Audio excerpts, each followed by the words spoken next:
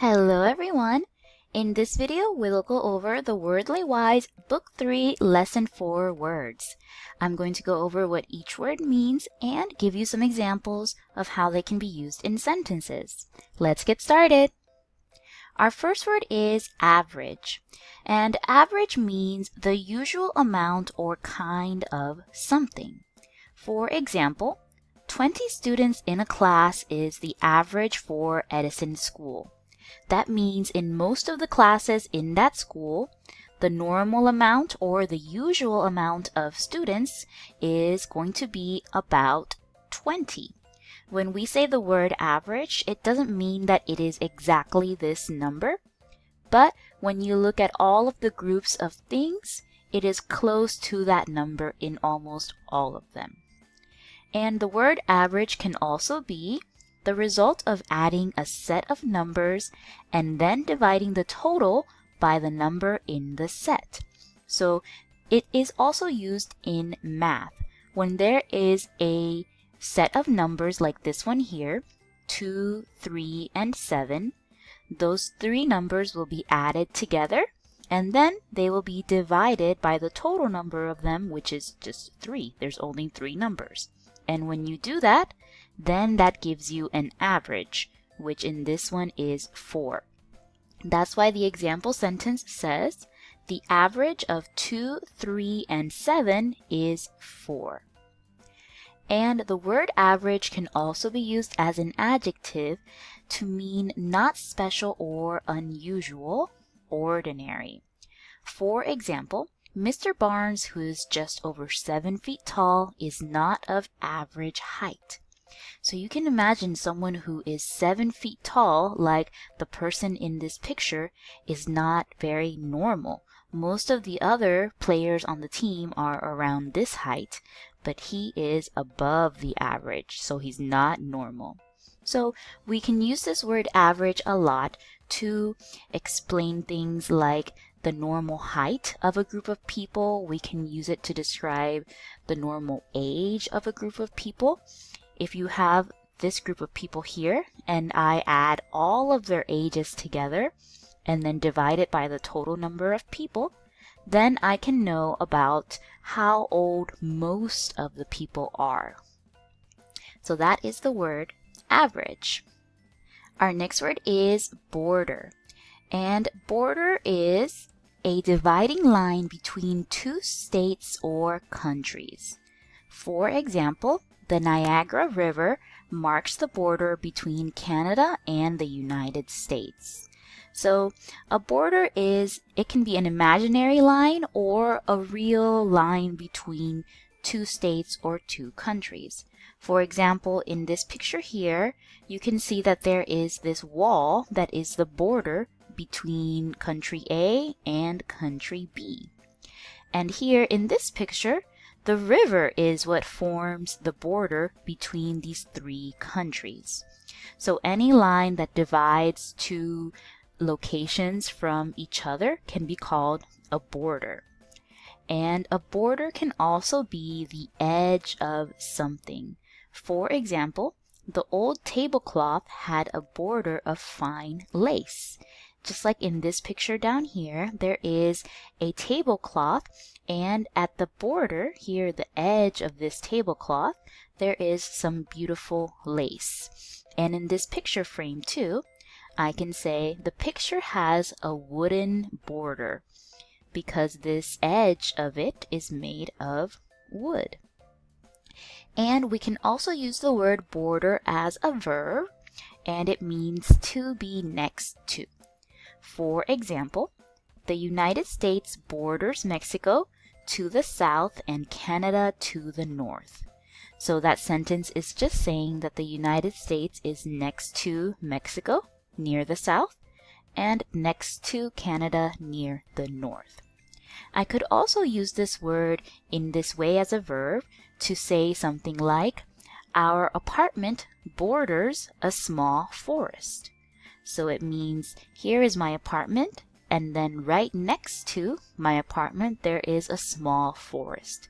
So I can say it borders the forest. It is next to it.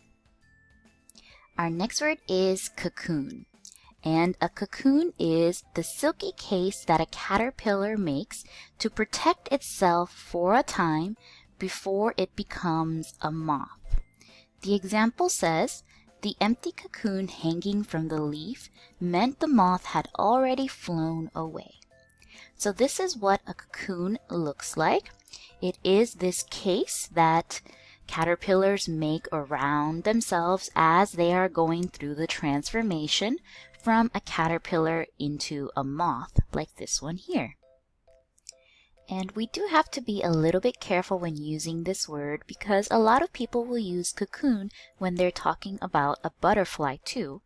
But a butterfly actually does not form a cocoon. A butterfly forms a chrysalis. And a chrysalis is the exoskeleton of the insect that becomes hard into this shell, the chrysalis, while the cocoon is usually fuzzy and it's a covering made of silk from the insect. And moths are not the only ones that make cocoons. They are also made by wasps and ants and some other insects too. So in summary, a cocoon is like a sleeping bag for the insect, mostly moths, while a chrysalis is the body of the insect, like butterflies, and then they escape from that shell and become the butterfly. Don't worry too much if you get these two mixed up because it is a common mix-up that many people make.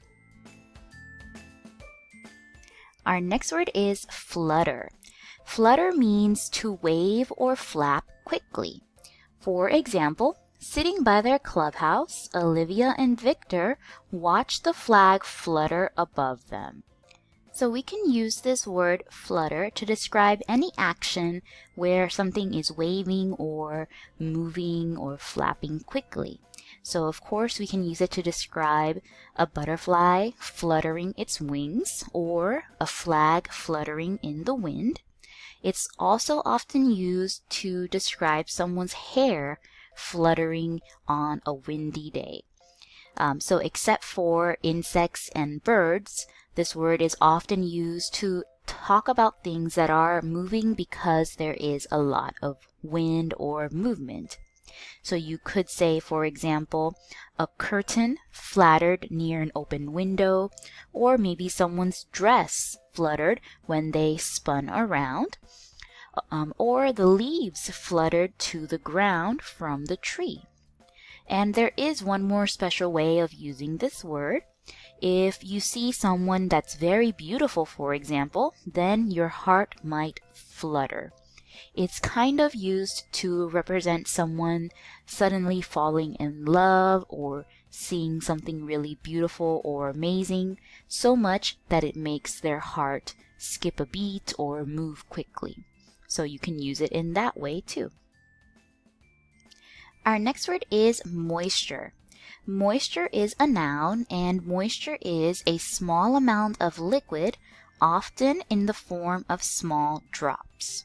The example says, Carla sat on the bench and wiped the moisture from her face with a towel. So in this sentence, you can imagine maybe it's a very hot day and Carla was just walking or running outside. So she sat down and then she wiped the moisture. So she cleaned off the water that was on her face using a towel. So we can use moisture in that way to talk about things being wet. For example, I could say there was moisture on the window after the rain, just like in this picture here. Or I could say the soil needs moisture for plants to grow. The soil needs some water for it to grow. It usually has to remain a little bit wet. If it gets too dry, then the plants might not grow well. And I could say too much moisture can ruin paper. If you get even a little bit of water on paper like this, then it might start to crinkle up like this. And we can also use moisture by saying moist. It's an adjective and it means damp or slightly wet. For example, grass snakes usually live in moist places like the banks of rivers. So this adjective moist is coming here from the beginning of our word moisture. Some other examples of using this word are the cake stayed moist even after cooling. It means when you ate the cake, it was still nice and soft and a little bit wet. It wasn't dry. Another example could be, the towel felt moist after drying my hands. So you dried your wet hands and now the towel is a little bit wet, so we can describe it as being moist. You could also say, the soil should be moist, not dry, like here in this picture. It should stay a little bit wet. So remember, we can use moisture as a noun to talk about having a small amount of liquid, or we can use moist as an adjective to describe something that is a little bit wet. Our next word is nectar. Nectar is a sweet liquid produced by many flowering plants. It is used by bees to make honey. The example says, the bees hummed among the flowers of the cherry tree as they gathered nectar. So nectar is a liquid like this that comes out of flowers, and many insects like bees or even some birds like hummingbirds will go to flowers to try to drink that nectar. It's how they get their energy and how bees make honey. Have you ever seen an insect drinking nectar from a flower? The next word is process.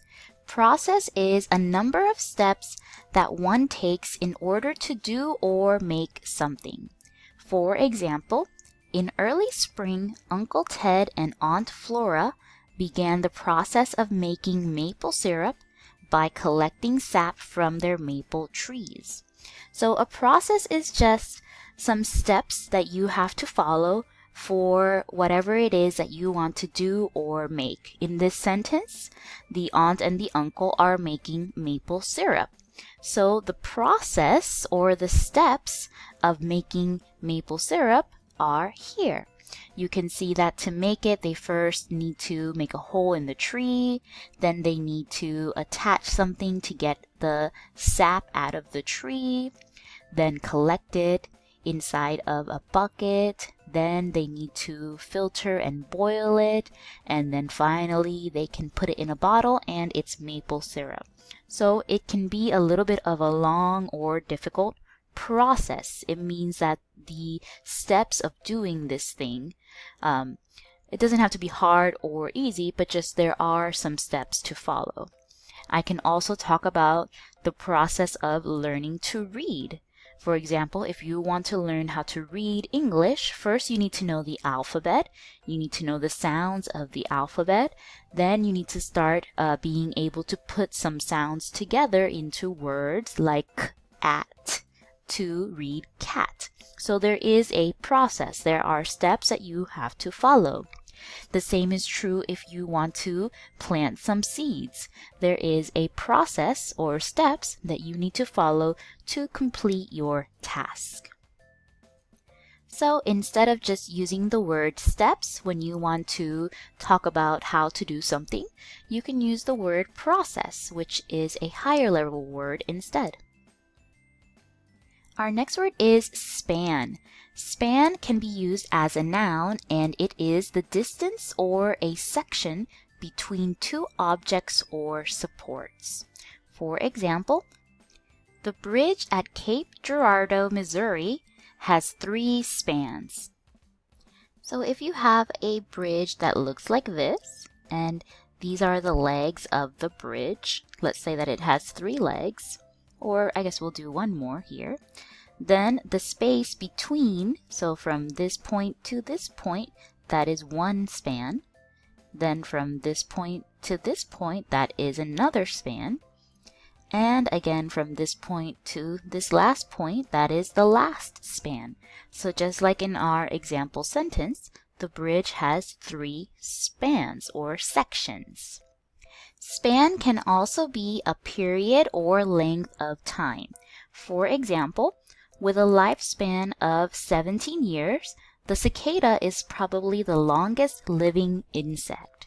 So this definition is used to talk about how long things take. I could say, for example, the turtle has a long lifespan. Or in this picture here, this girl worked on her project of building a volcano.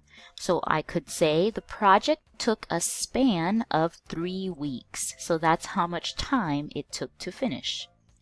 The last way we can use this word is as a verb, and it means to stretch from one side to the other. For example, the Harahan Bridge, which spans the Mississippi River between Tennessee and Arkansas, is over 100 years old. So in this sentence, we're using the word span to talk about how long it is from one point to another point. So if you look at this picture here, there is a really large spider web. So I could say the spider web stretched across a wide span. It was very wide from one side to the other side. Or I could also say the rainbow spanned the sky.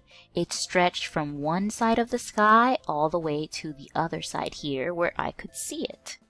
So in this way, we can use the word span to talk about these 3 different things. Our next word is suitable. Suitable is an adjective and it means fit or right for some purpose or event. Something that is suitable is correct or right for whatever you are using it for. For example, checkers and other games with small parts are not suitable for very young children who might try to swallow the pieces. So in this sentence, we are saying that something is not suitable. It is not right or it is not correct. So the checkers pieces might be too small for young children who might want to eat those pieces. So it's not suitable for them. I could also say, for example, a knife is not suitable for a young child because they don't know how to use it and they might hurt themselves with that knife. For something that is suitable, you could say sneakers are suitable for running. They are correct and they are right for this purpose. I could also say these books are suitable for young readers. So they are good, they are correct if you are a younger reader. And lastly, I could say warm clothes are suitable for winter. They are correct to use during the winter. Our last word is timber. Timber is a noun and it means wooded areas with trees that can be used for wood products. For example, the piece of land next to Jackson's farm was sold for its timber. It can also mean tree trunks that can be cut into planks or boards. For example, as we drove down the mountain, we followed a truck loaded with timber on its way to a sawmill. So this word means that there are trees or wood that can be used to build things.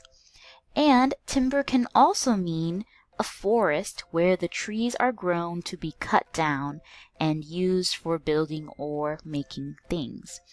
But this first definition of timber is most often used when people are talking about buying the land where the trees are growing because of those trees, because they want to use the trees as timber. They are valuable, not just the dirt. So this definition of timber is not as common as this second one. When we say timber, this is what we are usually talking about. Pieces of wood or logs like this that can be cut and then made into some planks or boards like this. So that is timber. And then we use timber to build things like tables or desks or even houses. So I could say, the cabin was built from strong timber. And that's all for this video. We went over the lesson 4 words. Thank you so much for listening, and I'll see you next time. Bye!